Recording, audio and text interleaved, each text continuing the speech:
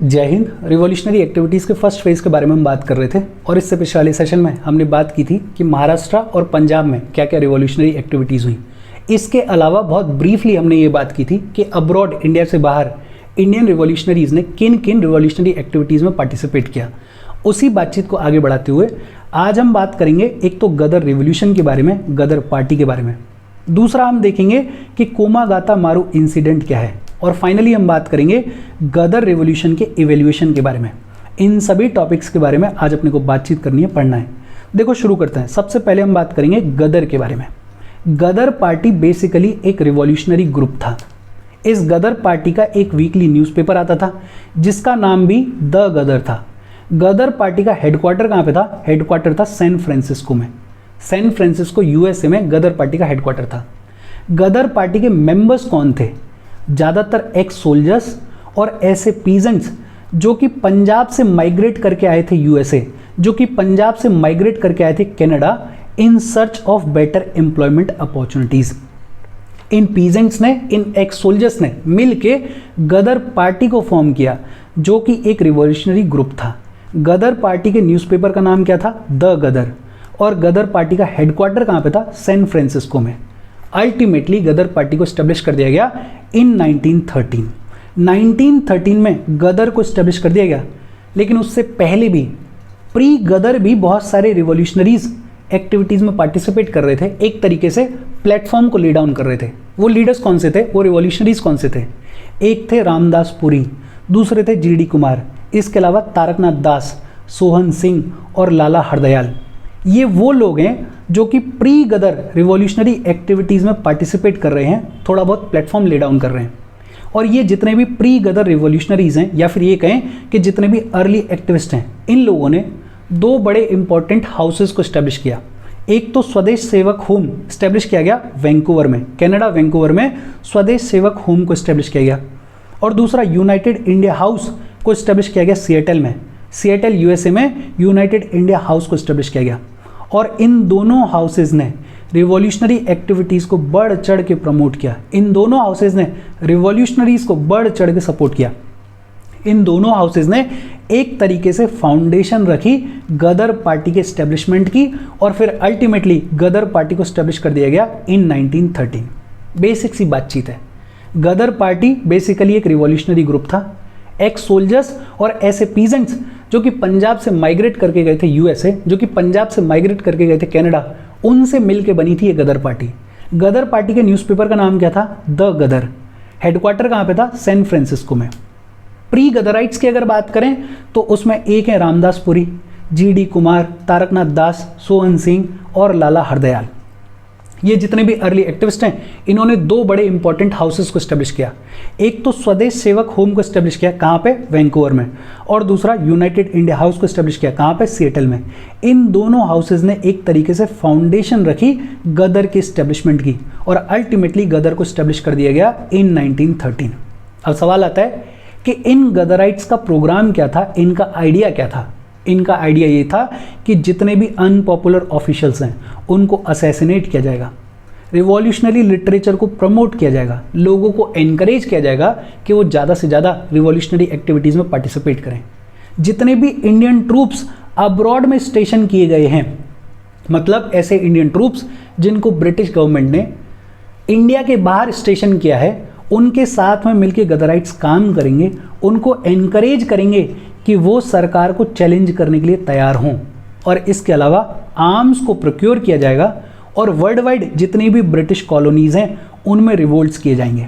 Basically world wide British government को कमज़ोर किया जाएगा। ये प्लान था गदराइट्स का। और ये जो प्लानिंग हो रही है, इसके लीडर्स कौन हैं? इसके लीडर्स हैं लाला हरदयाल, रामचंद्र, भगवान सिंह, करतार सिंह, बरकतुल्ला और भाई परमानंद। ये सब प्लानिंग चल रही है कि हम एक गदर रिवॉल्यूशन लॉन्च करने वाले हैं। और प्लानिंग में क्या क्या है कि एक तो ऑफिशियल्स को असैसिनेट किया जाएगा, दूसरा रिवॉल्यूशनरी लिटरेचर को पब्लिश किया जाएगा, तीसरा जितने भी इंडियन ट्रूप्स अब्रॉड में स्टेशन हैं उनके साथ में मिलकर काम किया जाएगा और उनको ब्रिटिश गवर्नमेंट को चैलेंज करने के लिए तैयार किया जाएगा, आर्म्स को प्रोक्योर किया जाएगा और वर्ल्ड वाइड जितनी भी ब्रिटिश कॉलोनीज हैं उनमें रिवोल्ट्स किए जाएंगे। ये प्लानिंग चल रही है। और इसी दौरान दो बड़े इंपॉर्टेंट इवेंट्स हुए। जिन्होंने इन गदराइट्स को इग्नाइट किया। और ये दोनों इवेंट्स कब हुए? 1914 में। एक हुआ कोमागाता मारू इंसिडेंट और दूसरा 1914 में फर्स्ट वर्ल्ड वॉर की शुरुआत हो गई। और जैसे ही फर्स्ट वर्ल्ड वॉर की शुरुआत हुई, गदराइट्स को, रिवॉल्यूशनरीज को ये समझ में आ गया कि ये बढ़िया मौका है। British government first world war में बिजी है, इंडिया में कमज़ोर है, तो क्यों ना अब रिवोल्ट किया जाए, ब्रिटिश गवर्नमेंट को इंडिया से बाहर निकाला जाए और इंडिया को फ्री करवाया जाए। ये बेसिक बातचीत। आगे बढ़ने से पहले वीडियो पे लाइक के बटन को दबा दो। लाइक दबाना ज़रूरी है बिकॉज यूट्यूब वीडियो को कंसिडर करता है और थोड़ा सा पुश कर देता है, और उसमें आपका कुछ जाएगा भी नहीं, तो लाइक का बटन दबा दो। शेयर कर दो अपने सोशल मीडिया हैंडल्स पे, फ्रेंड्स वगैरह को, व्हाट्सएप पे, जो भी लोग इसमें इंटरेस्टेड हैं उनको शेयर कर दो और चैनल को सब्सक्राइब कर लो। अच्छा, अब अपन बात करेंगे कि ये कोमागाता मारू इंसिडेंट क्या है। बेसिकली कोमागाता मारू जो है वो एक शिप था और इस शिप के ऊपर लगभग 370 पैसेंजर्स थे जो कि सिंगापुर से पहुंचे थे वैंकूवर। बेटर लाइफ अपॉर्चुनिटीज़ के लिए ये लोग सिंगापुर, जो कि एक कॉलोनी थी, उसको छोड़ के पहुंचे थे वैंकूवर। और ये जो 370 पैसेंजर्स हैं, इनमें ज़्यादातर थे पंजाबी सिख लोग। लगभग 275-280 जो हैं वो पंजाबी सिख थे, कुछ थे इसमें पंजाबी मुस्लिम और कुछ 10-12 हिंदूज भी थे। ये लोग पहुंचे सिंगापुर से कहाँ पे? वैंकूवर। और कनाडा में उस टाइम पे इमिग्रेशन की पॉलिसी ऐसी थी कि सरकार, अथॉरिटीज़ जो हैं वो ज़्यादातर इमिग्रेंट्स को एक्सेप्ट कर लेती थी। लेकिन जब ये कोमागाता मारू पहुंचा वैंकूवर तो अथॉरिटीज़ ने 2 महीने इनको लटका के रखा, इनको कोई जवाब नहीं दिया और 2 महीने बाद इनको वापस भेज दिया गया। कैनेडियन अथॉरिटीज़ ने बोला कि हम आपको अपने देश में एंटर नहीं करने देंगे। ऐसा माना जाता है कि कैनेडियन अथॉरिटीज़ को फोर्स किया था ब्रिटिश गवर्नमेंट ने। अब ये जब हुआ तो जितने भी गदराइट्स थे, जिनका बेस ऑफ ऑपरेशन भी यहीं था, वैंकूवर में था, सिएटल में था, वो गुस्सा हो गए। उनमें एंगर आया कि यार हमारे साथ में, हमारे लोगों के साथ में डिस्क्रिमिनेशन हो रहा है और ये जो डिस्क्रिमिनेशन कैनेडियन अथॉरिटीज़ कर रही हैं, ये किसके प्रेशर में कर रही हैं? ये कर रही हैं ब्रिटिश गवर्नमेंट के प्रेशर में। अच्छा, यहाँ तक तो गुस्सा था, लेकिन फिर एक और बड़ा इंपॉर्टेंट इवेंट हुआ। ये जो कोमागाता मारू है, इसको वापस भेज दिया गया इंडिया। ये पहुंचा कैलकाटा इन सितंबर 1914। जब ये कैलकाटा पहुंचा तो ये जितने भी पैसेंजर्स थे, इनको सरकार ने बोला कि आपको वापस जाना है पंजाब, ट्रेन पकड़ो और पंजाब पहुंचो। इनके लिए एक ट्रेन अरेंज की गई और इनको पंजाब भेजने का पूरा बंदोबस्त किया ब्रिटिश गवर्नमेंट ने। लेकिन ये बेचारे लोग इसी एक्सप्लॉयटेशन को छोड़ के तो भागे थे, वापस से इनको उसी दलदल में भेजा जा रहा है। इन्होंने मना कर दिया, इन्होंने बोला कि हम नहीं जाएंगे वापस पंजाब। और यहाँ से पुलिस और ये जितने भी पैसेंजर्स हैं उनके बीच में एक कॉन्फ्लिक्ट की शुरुआत हो गई। और एक कॉन्फ्लिक्ट शुरू हुआ कैलकाटा के पास, एक जगह है बजबज, और इस कॉन्फ्लिक्ट में 22 लोग मारे गए।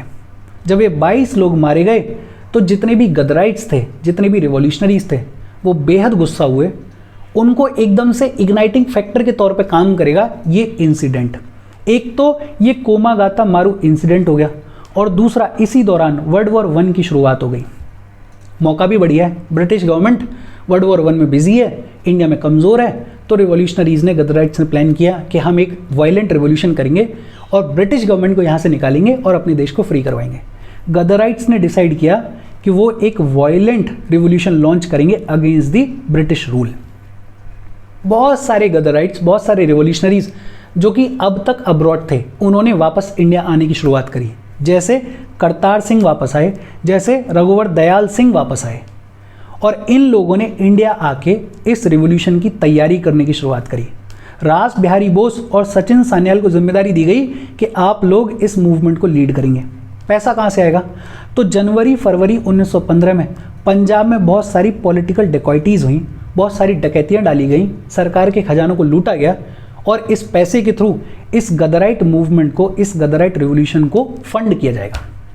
बहुत सारे मनी लेंडर्स को टारगेट किया गया, मनी लेंडर्स के डेट रिकॉर्ड्स को डिस्ट्रॉय कर दिया गया। एक तरीके से पंजाब में एक्सप्लोजिव सिचुएशन क्रिएट हो गई।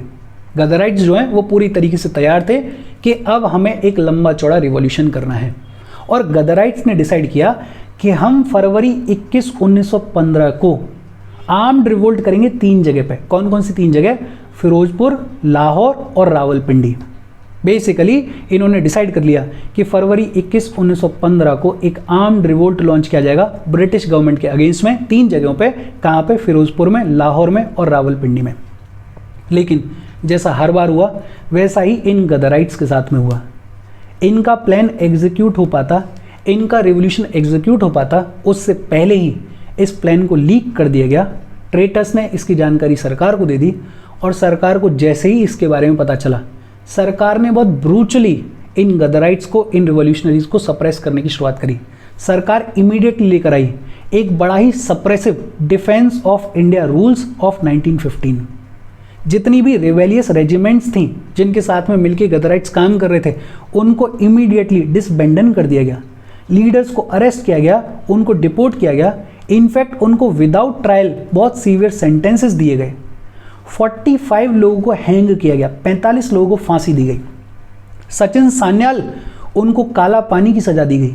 रास बिहारी बोस जो हैं वो हर बार की तरह इस बार भी भाग गए। कभी भी रास बिहारी बोस जो हैं वो अंग्रेज सरकार की पकड़ में आए ही नहीं, और इस बार ये चले गए कहाँ पे? जापान में। देखो, बेसिक बातचीत, गदराइट्स का प्लान अच्छा था, तैयारी अच्छी थी, लेकिन वही है, धोखा मिला तो इसके चलते ये अपने प्लान को एग्जीक्यूट नहीं कर पाए। एक बार फिर से अगर देखें तो अपन ने बात ये की कि गदर पार्टी एक रिवॉल्यूशनरी ग्रुप था।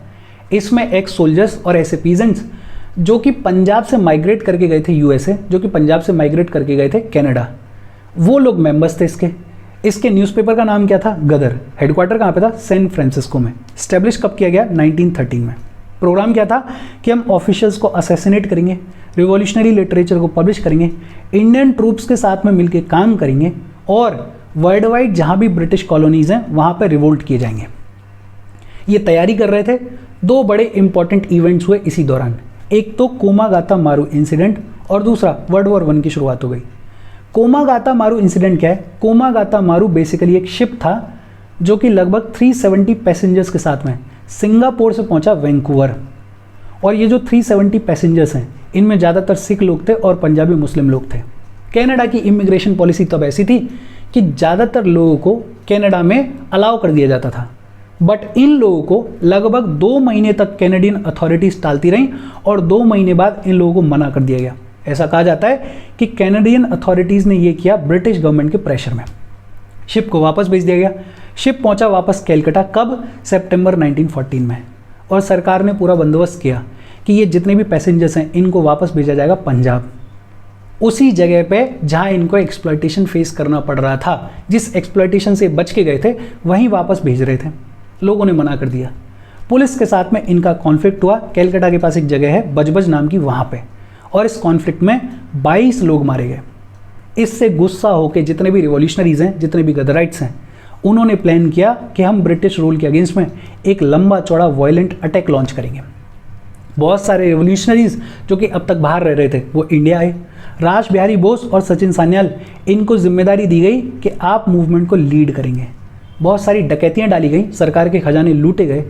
पंजाब में सिचुएशन बेहद एक्सप्लोसिव थी और इसी बीच में गदराइट्स ने डिसाइड किया कि फरवरी 21, 1915 को हम सरकार के अगेंस्ट में आर्म्ड रिवोल्ट लॉन्च करेंगे 3 जगहों पे। कहाँ पे? फिरोजपुर में, लाहौर में, रावलपिंडी में। लेकिन हमेशा के जैसे इनको भी धोखा मिला और इनका जो प्लान था वो एग्जीक्यूट होने से पहले ही लीक कर दिया गया। सरकार को जैसे ही पता चला, सरकार ने बड़ा ब्रूचली इन गदराइट्स को, इन रिवॉल्यूशनरीज को सप्रेस करने की शुरुआत करी। और ये कहानी है गदर रिवॉल्यूशन की, गदर पार्टी की, गदराइट्स की। अच्छा, ये बंगाल रिवॉल्यूशनरीज, ये पंजाब के गदराइट्स, ये अपना कर ही रहे रिवॉल्यूशन, ये अपना कर ही रहे सरकार को चैलेंज। इनके अलावा बहुत सारे रेडिकल पैन इस्लामिस्ट जैसे अली ब्रदर्स, जैसे मौलाना आज़ाद, जैसे हसरत मोहानी, ये भी इसी जद्दोजहद में लगे हुए थे। ये भी अपने अपने लेवल पे काम कर रहे थे। अल्टीमेटली अगर बात की जाए कि ये जितना भी गदर रिवॉल्यूशन की प्लानिंग हुई, जो भी इन्होंने कामकाज किया, इसका इम्पैक्ट क्या रहा?